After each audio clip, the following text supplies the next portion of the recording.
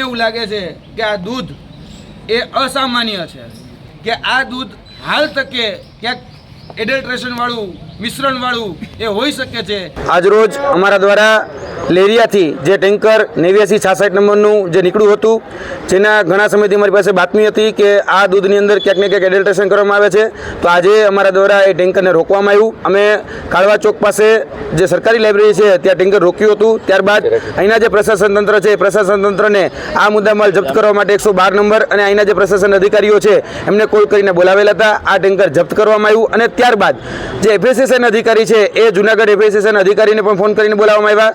આજરોજ અહીંયા એફએસએસએનના ત્રિવેદી સાહેબ કરીને અધિકારી ઉપલબ્ધ હતા, જે ફૂડ ઇન્સ્પેક્ટર છે, એ ફૂડ ઇન્સ્પેક્ટર દ્વારા એવું કહેવામાં આવ્યું કે આ જે દૂધ છે એ દૂધની જે ટેસ્ટિંગ છે એ 6 મહિના પછી થશે। એટલે અમે પ્રશ્ન કર્યો કે 6 મહિના પછી કઈ રીતે, તો એના દ્વારા કહેવામાં આવ્યું કે અમારી જે ટેસ્ટિંગ વાન જે છે જેની અંદર બધા સંસાધનો છે એ ટેસ્ટિંગ વાન છેલ્લા 6 મહિનાથી રાજકોટ ખાતે રિપેરિંગમાં પડી છે। એટલે રિપેરિંગમાં પડી છે એને કારણે અમે કોઈ પ્રકારનું ટેસ્ટ નથી કરી શકતા। એટલે આ બહુ ખૂબ ઉડાવ જવાબ હતો। જે ઉચ્ચ અધિકારીઓ જે છે એને પણ કોલ કરવામાં આવ્યો, રાણા સાહેબથી લઈ બીજા અન્ય જૂનાગઢના જે એફએસએસએના ઉચ્ચ અધિકારીઓ છે એમને પણ કરવામાં આવ્યો, પરંતુ કોઈ જગ્યાથી યોગ્ય જવાબ ન મળ્યો। એટલે અમે પોલીસ તંત્રના પરાંગણની અંદર એટલે કે સી ડિવિઝનની અંદર અમે અમારી પાસે જે ટેસ્ટિંગ કીટ હતી મિલ્ક ટેસ્ટિંગ કીટ એના દ્વારા અમે આની પ્રાથમિક તપાસ કરી। જ્યારે પ્રાથમિક તપાસ કરી ત્યારે આ જે દૂધ છે એ પીવા માટે યોગ્ય નથી, એટલે કે અસામાન્ય છે।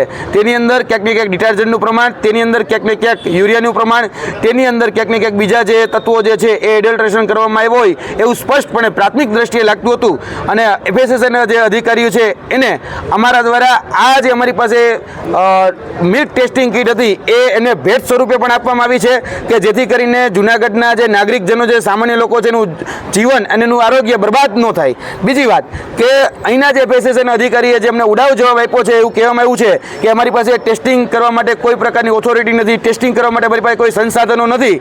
તો અમે કહેવા માગીએ છીએ કે 6 મહિના પછી કોઈને કેન્સર થયું, કોઈના ઓર્ગન ફેલ થઈ ગયા અને પછી આ રિપોર્ટ આનો નેગેટિવ આવ્યો તો એના માટે જવાબદાર કોણ રહેશે? શું અધિકારીઓ રહેશે?